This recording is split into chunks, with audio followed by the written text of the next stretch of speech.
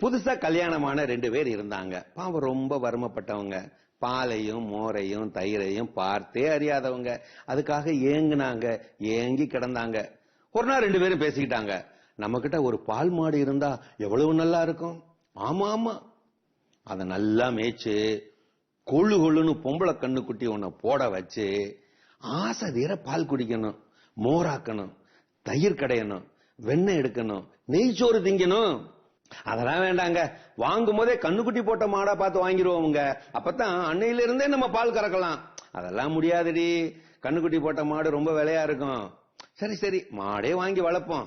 ஏங்க ஒரு சந்தேகம், இந்த கறந்த பாலுல கொஞ்சம் மீதி இருந்தா என்னோட பிறந்த வீட்டுக்கு கொஞ்சம் கொடுத்து அனுப்பலாம்ல? பாவம் அவங்களுக்கும் நம்மள மாதிரியே கஷ்டம். இந்த பாரு, உன் புத்திய காமிச்சு விட்டு இல்ல, எல்லா பாலையும் வித்து காசாக்கப்படணும். யாருக்கும் ஒரு சொட்டு பால் கூட ஓசி கொடுக்க கூடாது. ஆமா சொல்லிவிட்டேன். என்ன எல்லாத்தையுமே வித்து காசாக்கணுமாக்கும்? கொஞ்சமாவது பிறந்த வீட்டுக்கு கொடுத்தா நீங்க என்ன குறைஞ்சா போயிருவீங்க? அத போய் ஓசிங்கிறீங்க. ஆமாண்டி ஆமா, நான் குறைஞ்சுதான் போயிருவேன். அப்படி தூக்கி கொடுத்தா அது ஓசி இல்லாம என்னவா? இவன் மறுத்து மறுத்து பேச, அவ எதிர்த்து எதிர்த்து பேச, வாக்குவாதம் முத்தி போக, பேச்சு நல்லா பழுத்து போக, ஒரு கட்டத்துல எதிர்த்து பேசின வீட்டுக்காரிய பக்கத்துல கிடந்த சாட்டை குச்சியை எடுத்து அடி அடின்னு அடிச்சு விட்டான். வெள்ளாசு வெள்ளாசுன்னு வெள்ளாசி விட்டான். பிறந்த வீட்டுக்கே விரட்டி விட்டு விட்டான் அந்த பாலா போனவன். தங்கச்சிய பார்த்த அண்ணங்காரன் மறுநாளே மச்சாங்கிட்ட சண்டைக்கு வந்துட்டான். பதமா தீட்டன வெட்டர்வாளோட.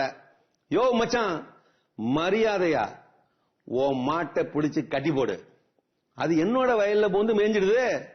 இனிமே இது மாதிரி நடந்துச்சு, உன்னோட மாட்டோட 4 காலை வெட்டி போடுவேன், உன்னோட 2 காலையும் வெட்டி போடுவேன், சீச்சு போடுவேன். ஆமா சொல்லிவிட்டேன். குழம்பி போனா மச்சான், என்னோட மாடா உன்னோட வயல்ல மேய்ஞ்சிருச்சா? என்ன விளையாடுறியா? எனக்கு ஏதப்பா மாடு? ஆமா உன்னோட மாடுதான். நேத்து எந்த மாட்டை வச்சு எங்க அக்காவை அடி அடின்னு அடிச்சு வீட்டை விட்டு விரட்டுனியோ அதே மாடுதான் வந்து மேய்ஞ்சிருச்சு. ஆமா புரிஞ்சுக்கிட்டான் மச்சான். மாடு கணக்கா நின்னா வெக்கத்தோட போய் பொண்டாட்டிக்கிட்ட மன்னிப்பு கேட்டு கூட்டிட்டு வந்துட்டான். வெற்று கனவு கோட்டைகள் சண்டை சச்சரவுகளின் சன்னிதானங்கள். கோட்டை அதை தரையில் கட்டுவதை விட ஆகாயத்தில் கட்டுவது மிக மிக எளிது. நரம்பு வியாதிக்காரர் ஆகாயத்தில் கோட்டை கட்டுகிறார், மனப்பித்துக்காரர் அதில் குடியிருக்கிறார், மனநல மருத்துவர் அதன் வாடகையை வசூலிக்கிறார். அருமையான கதைகள் 1000 பகுதி